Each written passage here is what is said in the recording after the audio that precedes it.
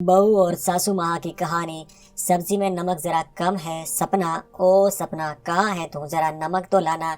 जैसे ही सासू माँ की आवाज़ सपना के कानों तक पहुंची, जल्दी से सपना नमक की डिबिया उठा तेज कदम चलाती है। सासू माँ के कमरे में पहुंच गई। समझ से उनकी सब्जी में नमक डाल वापस जाने ही लगी।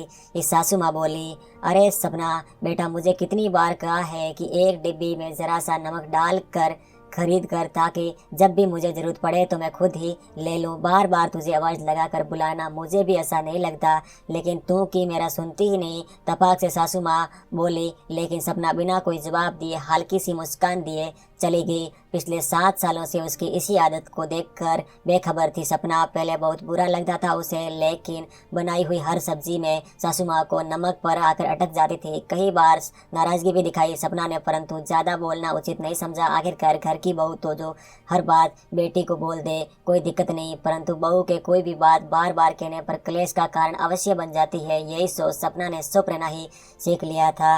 अब बेचारी सपना करे तो क्या करे। शादी करवा कर इस घर में आने के बाद ही ससुर जी पति देव द्वारा सख्त हिदायत दी गई थी कि तुम्हारे सासू माँ को ब्लड प्रेशर बढ़ने की शिकायत रहती है, इसलिए उनको कम से कम नमक देना है। तब से बेचारी फंस गई। इधर कुआ उधर खाई वाली हालत पैदा हो गई थी। कम नमक डालती तो सासू माँ एक ही डायलॉग सदा कानों में सुनाई पड़ता था, सपना सब्जी वैसे तो बहुत स्वाद है, पर नमक कम होने की वजह से रोटी खाने का मज़ा नहीं आया। लेकिन फिर भी दवाइयाँ लेना होती है, तो पेट भरने के लिए खा लिया है सपना।